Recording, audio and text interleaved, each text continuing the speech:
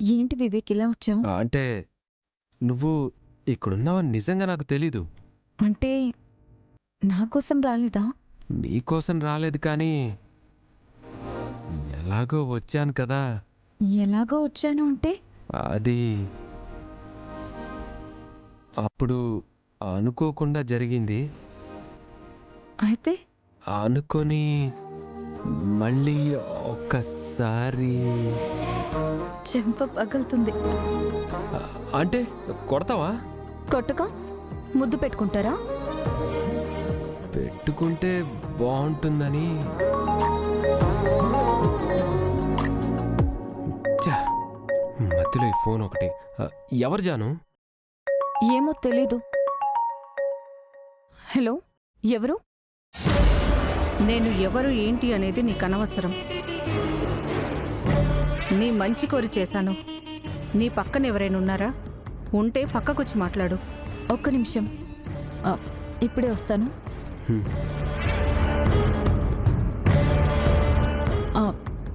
చెప్పండి. నేను చెప్పేది జాగ్రత్తగా విను. వెంటనే బయలుదేరి హోటల్ అశోకాకి వచ్చేయ్. ఎందుకు? నాకు మీ ఇంట్లో ఉండే మనీషా ఫోన్ దొరికింది. అందులో మీ అక్క అత్తయ్య వాళ్ళ వీడియో ఒకటి ఉంది. నువ్వు వస్తే ఆ ఫోన్ నీకిస్తాను. అసలు ఎవరు మీరు? మా ఇంటి విషయాలు మీకెలా తెలుసు? నువ్వు ఇక్కడికి వస్తే అన్ని విషయాలు మాట్లాడుకుందాం. వస్తావుగా? ఇప్పుడే బయలుదేరుతున్నాను.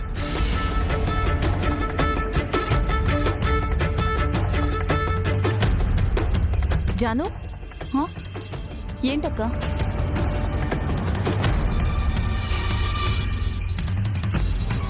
అంత హడావిడిగా ఎక్కడికి వెళ్తున్నావు? ఇప్పుడే వస్తానక్క. అరే, ఎక్కడికి వెళ్తున్నావో చెప్పి వెళ్ళు. వచ్చాక చెప్తానక్క. బాయ్. జాను, జాను. అయ్యో,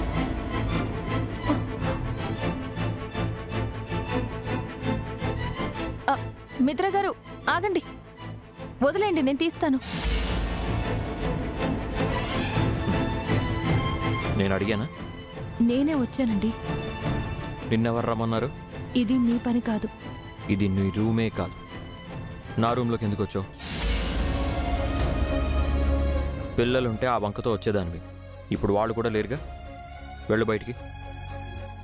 గుచ్చుకుంటాయండి. నీకంటే కాదులే. ప్లీజ్ మిత్ర గారు, నేను చూసుకుంటాను కదా. వద్దంటున్నాను కదా.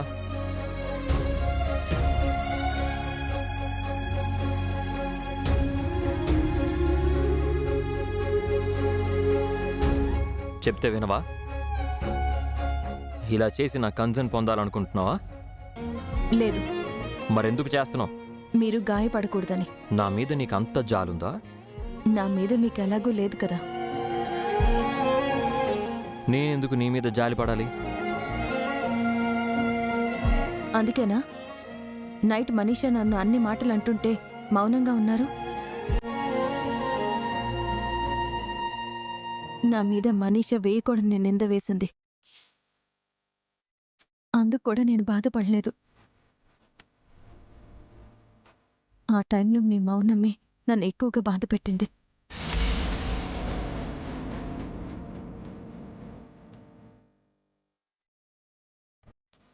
నా మీద మీకు కోపం ఉండొచ్చు, నన్ను మీ భార్యగా కూడా చూడకపోవచ్చు, కానీ మీ కళ్ళ ముందు ఒక ఆడదానికి అవమానం జరుగుతుంటే చూస్తూ ఎలా ఊరుకున్నారు?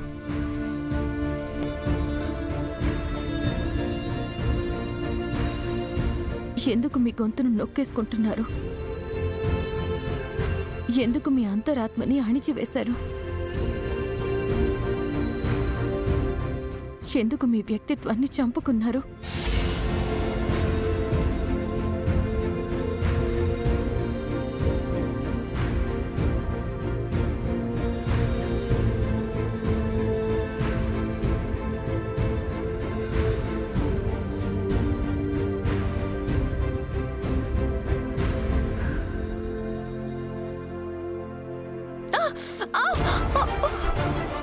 లక్ష్మి, లక్ష్మి,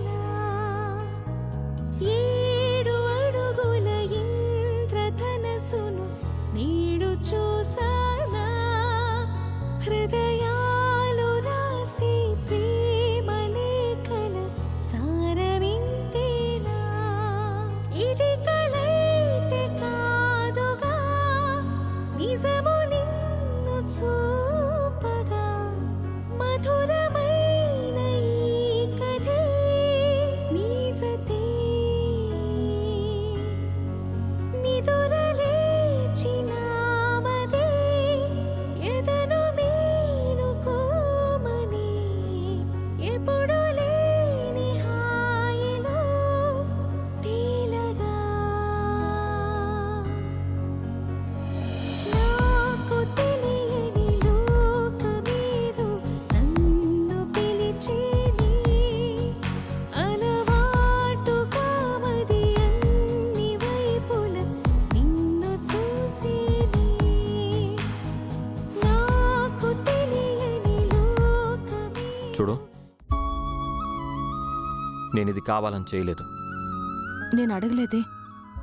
నేనే చెప్తున్నాను, దీన్ని నువ్వు నీకు ఫేవర్గా తీసుకోకు. నాకు అలాంటి కోరికలు లేవు. మీరు గాయపడకూడదు అని వచ్చాను, కానీ నేనే గాయపడి వెళ్తున్నాను.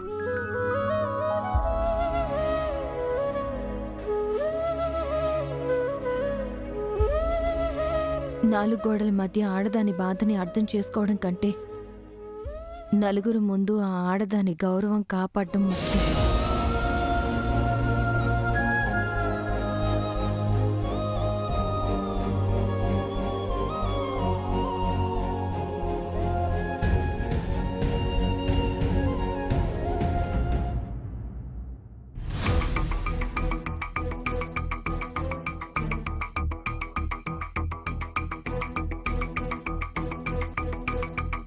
ఫోన్లో ఆవిడ చెప్పింది ఈ హోటలే కదా, ఆవిడ కనిపించట్లేదేంటి?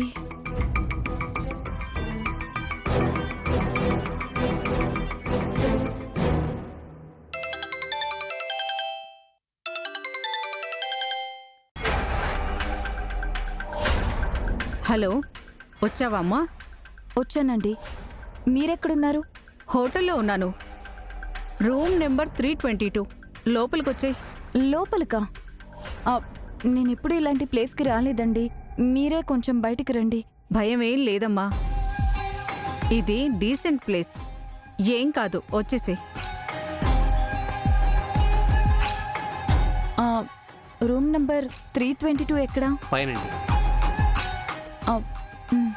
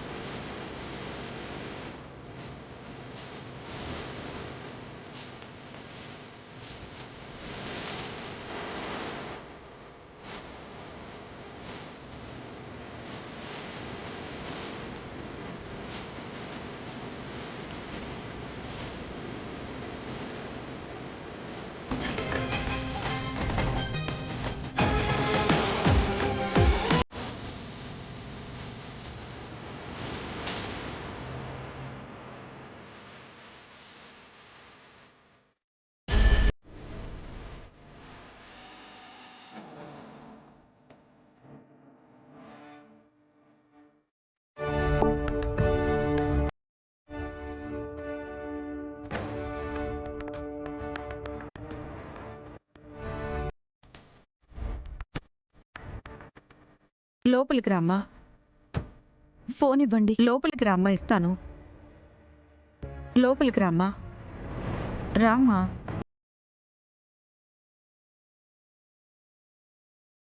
కూర్చోమ్మా. కూర్చోమ్మా. కూర్చో. ఇదంతా మన ప్లేసే, నీకేం భయం లేదు. ఫోన్ ఇవ్వండి. అంత కంగారెందుకో? లక్ష్మి చెల్లెలివి, అలా భయపడితే ఎలా? టీ, కాఫీ, కూల్ డ్రింక్ ఏం తాగుతావు? అసలు మీరెవరు? మా గురించి మీకెలా తెలుసు? మనీషా ఫోన్ మీకెక్కడ దొరికింది? అన్నీ చెబుతాను. నువ్వు ఇక్కడే ఉండు, నేను వెళ్ళి ఫోన్తో పాటు కాఫీ కూడా తీసుకొస్తాను. తాగుతూ మాట్లాడుకుందాం.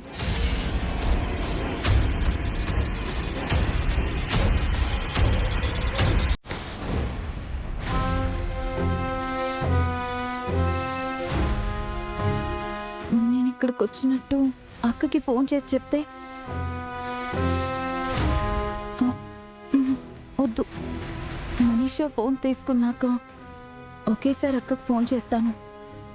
మనీషా ఫోన్ చేతికి రాగానే ఆ వీడియో డిలీట్ చేయాలి. అప్పుడు అత్తయ్య గారికి ఏ ప్రాబ్లము ఉండదు, అక్క హ్యాపీగా ఉంటుంది.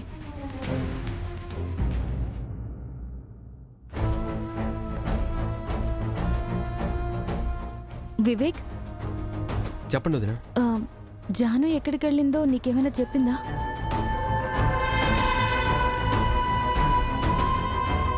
లేదు వదిన, నా ముందే తనకేదో కాల్ వచ్చింది, అది హడావిడిగా వెళ్ళింది. నాకు కూడా చెప్పకుండా వెళ్ళింది. ఎక్కడికి అని అడిగితే వచ్చాక చెప్తాను అంది. వచ్చేస్తుందిలే వదిన, నువ్వేం టెన్షన్ పడకు. లేదు వివేక్, నాకెందుకో అనుమానంగా అనిపిస్తుంది. జరగరాందేదో జరుగుతున్నట్టు గుండె పీకేస్తుంది.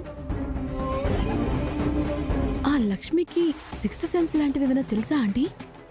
అది సిక్స్త్ సెన్స్ కాదు మనీషా, రక్త సంబంధం. మన దగ్గర వాళ్ళకి ఏదైనా జరిగితే అది మనకి ముందే తెలుస్తుందట. అయితే మీరు తొందరపడాలంటీ. తనకేం కాదు వదిన, మీరేం వరీ అవ్వకండి. లేదు వివేక్, ఒకసారి జానుకి ఫోన్ చేయవా? సరే.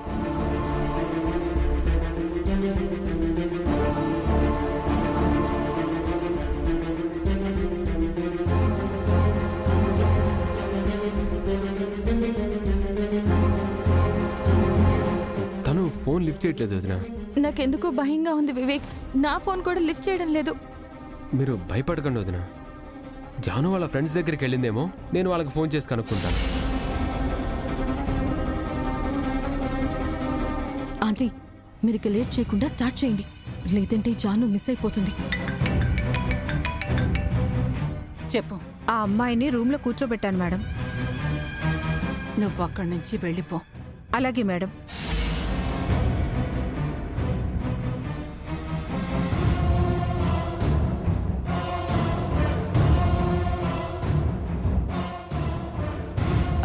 Hello, reporter దేవకినా? అవును, మీరెవరు? నేనెవరైతే మీకేంటి? మీకొక బ్రేకింగ్ న్యూస్ దొరకబోతోంది. ఏంటి మీరు చెప్పేది? అవును, హోటల్ అశోకాకి వెళ్తే ఒక పెద్దింటి అమ్మాయి భాగోతం బయటపడుతుంది. ఎవరా అమ్మాయి? మీ కెమెరాలు తీసుకుని వెళ్ళండి, మీకే తెలుస్తుంది.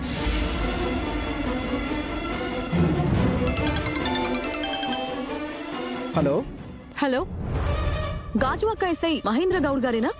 అవును, మీరు? హోటల్ అశోకాలో రూమ్ నంబర్ 322లో అసాంఘిక కార్యక్రమాలు జరుగుతున్నాయి. వెంటనే వెళ్తే మీకొక సెన్సేషనల్ కేస్ దొరుకుతుంది. ఇంతకీ మీరెవరు? ముందు మీరు వెళ్ళి కేస్ పట్టుకుని ప్రమోషన్ కొట్టేయండి సార్. కానిస్టేబుల్స్, హోటల్ అశోకాకి వెళ్దాం పదండి. ప్లాన్లో స్టేజ్ 2 కూడా పూర్తయింది మనీషా. స్టేజ్ 1లో జానుని హోటల్కి పంపించాం. స్టేజ్ 2లో పోలీసుల్ని మీడియాని పంపించారు. ఇక స్టేజ్ 3 జాను అరెస్టేనా ఆంటీ? అంతేగా. జాను అరెస్ట్ అవ్వడానికి తను రూమ్లో ఒంటరిగా ఉండకూడదు కదా? హా, జాను ఒంటరిగా ఉందని ఎవరు చెప్పారు? అంటే ఎస్, ఆ రూమ్లో ఫ్యాన్ ఉంది, కాట్ ఉంది, బెడ్ ఉంది, కబోర్డ్ ఉంది. అందులో ఆల్రెడీ ఒకడున్నాడు.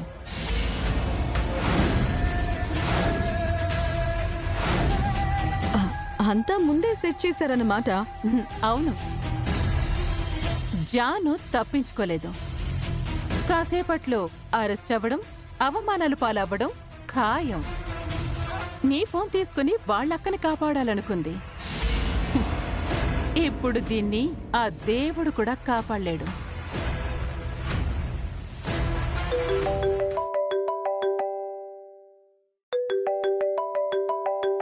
ఏమండి, ఎవరండి? దీక్షితులు గారు. దీక్షితులు గారా? ఆయనే ఫోన్ చేశారు అంటే మిత్రకి ఏ గండం రాబోతుందో ఏమో. సరే ముందు మాట్లాడు.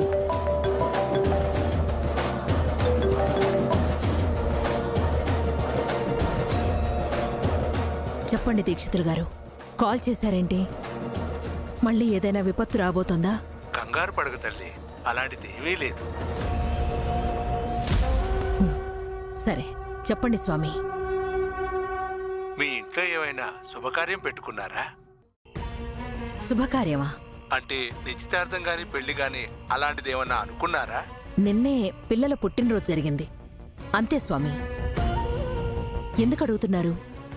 త్వరలో మీ ఇంట్లో ఒక శుభకార్యం జరగబోతుందని నాకు అనిపిస్తుంది. ఏమో స్వామి, ఇంట్లో గొడవలు జరుగుతాయి తప్ప ఎలాంటి సంతోషం లేదు. నాకు తెలీదు స్వామి. ఏమండి, మీకేమైనా తెలుసా? త్వరలో మన ఇంట్లో ఏ శుభకార్యం ఉంది? జాను వివేక్ల పెళ్ళి అనుకుందామన్నా అది ఇప్పట్లో జరిగేలా లేదు. మాకేమీ తట్టడం లేదు స్వామి. సరేనమ్మా, మీకు తెలిసి జరుగుతుందో తెలియక జరుగుతుందో ఒక గొప్ప శుభకార్యం అయితే జరగబోతోంది.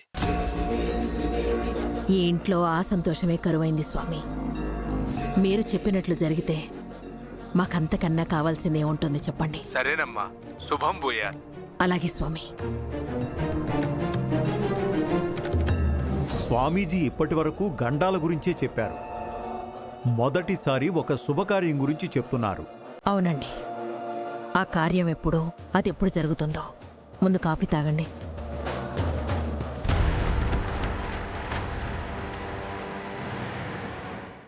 ఇంకా ఈవిడ రావడం లేదేంటి?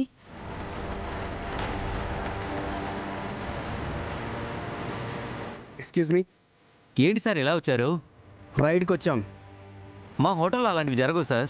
రూమ్ నెంబర్తో సహా మాకు ఇన్ఫర్మేషన్ వచ్చింది. కానిస్టేబుల్స్ పదండి.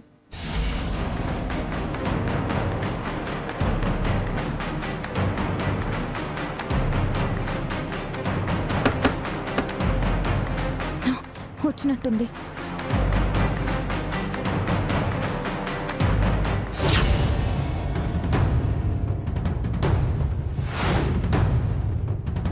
చూడ్డానికి బాగా చదువుకున్న అమ్మాయిలా ఉన్నావు, పెద్దింటి అమ్మాయిలా ఉన్నావు. ఏంటి పాడు పని? ఏమంటున్నారు సార్? నేను ఇక్కడ ఒక ఆవిడ కోసం వెయిట్ చేస్తున్నాను. కానిస్టేబుల్స్ లోపలికి వెళ్ళి చెక్ చేయండి. సరే సార్.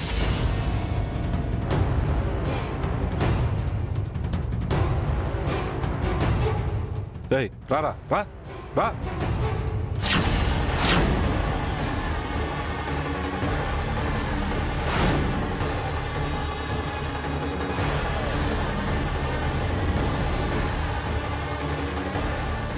ఎవడు వీడు? నాకు తెలియదు సార్. నీకు తెలియకుండానే నీ రూమ్లో ఉంటాడా? నిజంగా నాకు తెలియదు సార్. సార్ సార్ నేను చెప్పేది వినండి సార్, నాకేమీ తెలియదు సార్. ఏంటి అరుపులు? చూడు.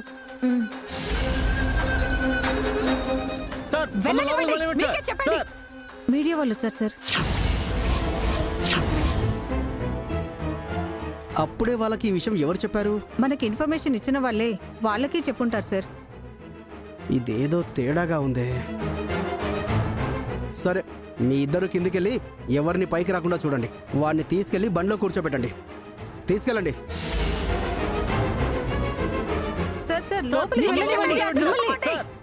నీ పేరేంటమ్మాయి? జాహ్నవి సార్. నిజంగా వాడెవడో నీకు తెలీదా? తెలీదు సార్. తన రూమ్ లో ఉన్నట్టు కూడా నాకు తెలీదు. ఇక్కడికి నువ్వెందుకు వచ్చావు అసలు? నాకు ఒక అన్నోన్ నంబర్ నుంచి ఫోన్ వచ్చింది సార్. మా ఇంట్లో వాళ్ళ ఫోన్ దొరికిందని, అది ఇస్తానని రమ్మంది సార్. ఇక్కడికి వచ్చాక నన్ను ఇక్కడ కూర్చోబెట్టి తను వెళ్ళిపోయింది సార్. తన కోసమే వెయిట్ చేస్తున్నాను సార్. ఎవరో ఫోన్ చేసి ఇలాంటి ప్లేస్కి రమ్మంటే నువ్వెలా వచ్చావమ్మా? నిన్ను కావాలని ఇరికించినట్టున్నారు. మీ ఇల్లు ఎక్కడా? MVP colony sir. మీ పేరెంట్స్ పేరు? నాకు పేరెంట్స్ లేరు సార్. మా బావగారు మిత్రానందన్ గారు.